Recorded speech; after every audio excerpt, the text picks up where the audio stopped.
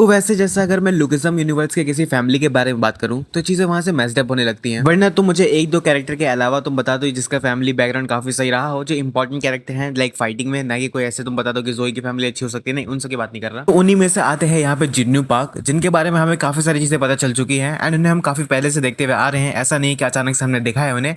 And यहाँ पे काफी लोग कह सकते हैं कि यार उनको मतलब डैनियल को खुद ही नहीं पहचान पाए, उनकी सगी बहन का बेटा है, आप उनको नहीं पहचान पा रहे हो। तो चलो यहाँ पे जिन्नू पार्क को थोड़ा सा एनालाइज करते हैं कि आखिर वो सबसे पहले कहाँ पे थे एंड आखिर उनके साथ ऐसा क्या हुआ कि वो सबसे छुप के रहने लगे। यानी सबको पता है कि वो मर चुके हैं बट एक्चुअली वो जिंदा थे, अब तो हालांकि मर चुके हैं सच में। तो हमारे प्यारे जिन्नू पार्क अंकल कहाँ से बिलोंग करते हैं? वो बिलोंग करते हैं जीरो जनरेशन से, जहाँ पे अभी तक के लुकिज्म यूनिवर्स का सबसे स्ट्रॉन्गेस्ट जो कैरेक्टर हमें बताया जाता है, जिसका नाम है गैपरंग किम। ये उनका खुद का एक गैंग था, फीस्ट गैंग, कि उसके मेंबर थे। वो भी कोई ऐसे छोटे मोटे मेंबर नहीं थे। जो टॉप के बोलते हैं ना, टॉप 5 मेंबर्स, इनसे पंगा नहीं लेना, उनमें से एक थे हमारे जिन्नू पार्क, जिनका खुद का भी एक गैंग था। यानी फीस्ट गैंग के अंदर जितने मेंबर्स थे, स्ट्रॉन्गेस्ट मेंबर्स, उनका खुद का एक पर्सनली गैंग अलग अलग था। एंड फीस्ट गैंग के अंदर गैपरंग किम को छोड़ के जितने भी स्ट्रॉन्गेस्ट कैरेक्टर्स रहे हैं, जितने स्ट्रॉन्गेस्ट मेंबर्स रहे हैं, जो टॉप 5 के अंदर आते थे, जो कंट्रोल करते थे काफी सारे गैंग्स को, उनका खुद का स्पेशलिटी था, उनका खुद का एक नेचर था। उस नेचर से वो लड़ते थे। उनका खुद का एक पहचान था कि हाँ, ये बंदा सामने खड़ा है, यानी ये इस टाइप से फाइट करने वाला है। लाइक जिसको अभी भी समझ में नहीं आया, एक काफी इजी एग्जांपल से मैं समझा देता हूँ। अगर तुम्हारे सामने टॉम ली आएगा तो तुम क्या सोचोगे वो कैसे फाइट करने वाला है?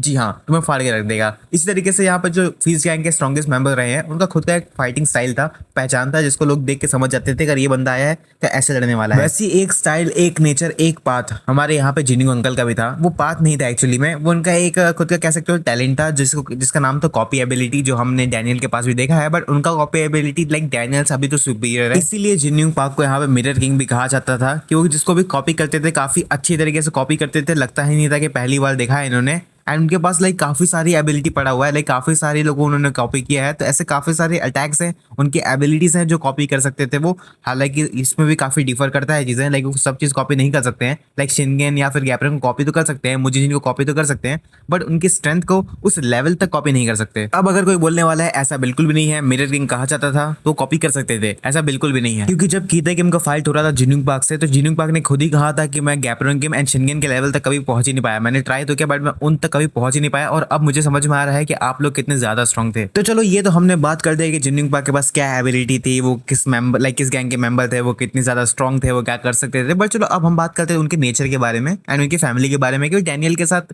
लाइक वो डैनियल को पहचान क्यों नहीं पा रहे थे। लेकिन उससे भी पहले एक सबसे बड़ा क्वेश्चन, कि आखिर उन्होंने बताया क्यों नहीं था अपनी बहन को, डैनियल की मम्मी को, कि वो जिंदा है। इसका बहुत ऑब्वियस आंसर है कि वो उनकी जान को खतरे में नहीं डालना चाहते थे, अपनी फैमिली को बचाना चाहते थे। इसलिए उन्होंने कभी बताया ही नहीं, रिवील ही नहीं किया कि वो जिंदा है, मरे नहीं है। अब वो डैनियल को क्यों नहीं पहचान पाए, उससे पहले हमें आना पड़ेगा जे किम की मेमोरी के अंदर। जे किम जब पहली बार जिन्नू पार्क से मिला था, यानी बेसमेंट के अंदर, तो वहां पे उसकी मेमोरी में हमने देखा था कि उसने लाइक जिन्नू पार्क ने बचपन में खिलाया है जे किम को, जो कि बहुत ज्यादा ऑब्वियस है क्योंकि तुम फीस्ट गैंग के काफी मेजर मेंबर हो एंड यहाँ पे तुम गैपरंग किम के दोस्त भी हो, एक kind of like best friend हो, तो तुम उसके बच्चे को खिलाओगे, ऑब्वियसली बात है। बट यहाँ पे वो जे किम को कैसे पहचान गए थे? अब स्टार्टिंग में नहीं पहचाने थे उन्होंने, बट यहाँ पे कुछ टाइम बाद वो फाइट करते करते जे किम को उन्होंने पहचान लिया था कि ये तो जे किम है, मैंने इसको खिलाया है। पर डैनियल के साथ ऐसा क्यों नहीं हुआ? इसका भी आंसर काफी ज्यादा ही ऑब्वियस है एंड काफी ज्यादा सिंपल है। देखो यहाँ पे जिन्नू पार्क ने डैनियल को बचपन में ऑब्वियसली खिलाया है, हमने पैनल में देखा था लेटेस्ट चैप्टर के अंदर। एंड यहाँ पे जे किम जो है वो डैनियल से थोड़ा बहुत बड़ा भी है, आई थिंक 1-2 साल या 3 साल बड़ा है वो डैनियल से। तो यहाँ पे ऑब्वियस रीजन हो सकता है कि देखो उन्होंने जे किम को बचपन में देखा है एंड जे किम का लाइक फेस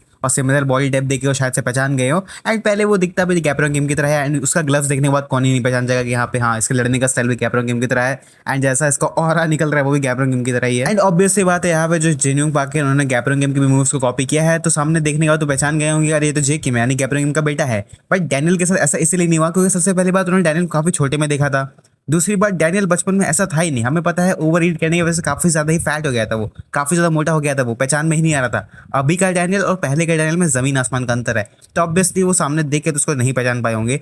एंड डैनियल के लड़ने का तरीका भी अलग है क्योंकि उसके पास कॉपी स्टाइल है, तो जिसके पास कॉपी स्टाइल है वो जिसको देखेगा उसको कॉपी करेगा ना। अपना खुद का स्टाइल स्टार्टिंग में डैनियल के पास नहीं था, वो कॉपी करता था एंड चीज़ों को सीखता था एंड उसके बाद लड़ता था। उससे बहुत नेचुरल है कि वो पहचान ना पाए हो। एंड ऊपर से एक और बात जो बहुत ज़्यादा सीरियस है कि उनका जो मेंटल हेल्थ है वो बिल्कुल भी सही नहीं था, यानी गैपरंग किम की डेथ बिल्कुल भी नहीं था। गैपरंग को मरवाया गया था, हमें पता है जेम्स ली ने खुद ही बोला था कि मैंने ऐसा किया था एंड 1-2 लोग और यानी इलाइड और बाकी लोग भी मिले हुए थे। तो यहाँ पे गैपरंग किम, बिग डे हो, इन लोगों के जाने से यहाँ पे जिन्नू पार्क के माइंड में काफ़ी ज़्यादा लाइक प्रॉब्लम यहाँ पे क्रिएट हुआ। एंड यहाँ पे जो डैनियल के फादर है वो भी डेथ कर गए थे, हमें नहीं पता वो कैसे मरे हैं, बट मुझे नहीं लगता नेचुरली मरे होंगे। कुछ ना कुछ उनका भी रीज़न रहा होगा जिसकी वजह से यहाँ पे जिन पाक वो चीज़ सह नहीं पाए होंगे एंड मेंटली काफ़ी ज़्यादा उनको लाइक प्रॉब्लम हो गया होगा। एंड मुझे लगता है डैनियल के फादर के जो डेथ हुई है वहाँ पे कुछ ना कुछ यहाँ पे जिम्मेदार हो सकते हैं जिन पाक, डेट्स वो अपनी बहन के सामने नहीं आए हो, ये भी एक रीज़न हो सकता है। क्योंकि हमें पता है कि डैनियल की जो दादी है जब यहाँ पे डैनियल को देखती है, जब डैनियल ट्रांसफॉर्म कर लेता है अपने आप को, तो उन्हें सामने कौन दिखाई देता है, जिन पाक। एंड वो कहते हैं कि मेरे बेटे को तुमने मारा है। यानी सिंपल सी बात, यहाँ कुछ रीज़न ऑब्वियस सा है यहाँ पे जिन्नू पाक सामने ना आए हो। देखो डायरेक्टली वो इसमें इन्वॉल्व ना हो, बट यहाँ पे बचाने के चक्कर में क्या पता है यहाँ पे जो डैनियल के फादर है उन्होंने अपने आप को सेक्रीफाइस कर दिया हो और जो सिचुएशन बना हो जिन्नू पाक की वजह से बना हो, इसलिए वो अपने आप को ब्लेम कर रहे हैं उस चीज़ का। ऐसा भी हो सकता है। एंड डैनियल को पहचान ना पाने का बिल्कुल ये सेम रीज़न हो सकता है कि पहली बात तो मेंटली स्टिल नहीं थे एंड उसके बाद डैनियल काफ़ी ज़्यादा बदल चुका था, तो सामने वो देख कैसे बचाने कि हाँ ये डैनियल है। बट लेटेस्ट चैप्टर के अंदर पहचानने के बाद कि हाँ वो समझ गया कि जो सामने जिसको मैं मारने जा रहा था वो मतलब खुद का नेफ्यू है, यानी डैनियल है, उनकी खुद की सगी बहन का बेटा है। तो जो वो समझ गए थे कि डैनियल पार्क है, तो उनको काफ़ी ज़्यादा रिग्रेट हुआ था क्योंकि पास्ट के अंदर उन्होंने काफ़ी ज़्यादा एक्सपेरिमेंट किया है डैनियल के साथ एंड उनको डैनियल की दोनों बॉडी के बारे में भी पता है जिनको नहीं पता, लाइक अब पता है, जिसकी वजह से और ज़्यादा उनके लाइक मेंटल हेल्थ पे बहुत ज़्यादा प्रेशर बना एंड हमने देखा उनको रोते हुए। फिर उनको बाद में रिग्रेट हुआ और डैनियल को बचाने के लिए उन्होंने अपने आप को सेक्रीफाइस कर दिया एज अ गिफ्ट कि वो प्रूव करना चाहते थे कि डैनियल को बहुत ज़्यादा ही प्यार करते हैं। और यही नहीं, अपने आप को सेक्रीफाइस करने के साथ उन्होंने डैनियल को एक काफ़ी मेजर गिफ्ट दिया है। जैसा कि जिन्यूंग पाक के पास यहाँ पे कॉपी एबिलिटी था, वैसे सेम डैनियल के पास भी उन्हें पता है। तो उन्होंने डैनियल को अपना खुद का जो यूनिक पाथ था काइंड ऑफ वो चीज़ें समझा दी हैं कि ऐसा ऐसा करना है एंड तुम्हें इस पाथ को प्रूव करना होगा, इस पाथ को कंप्लीट करना होगा मेरे लिए, जो मैं कंप्लीट नहीं कर पाया कभी भी।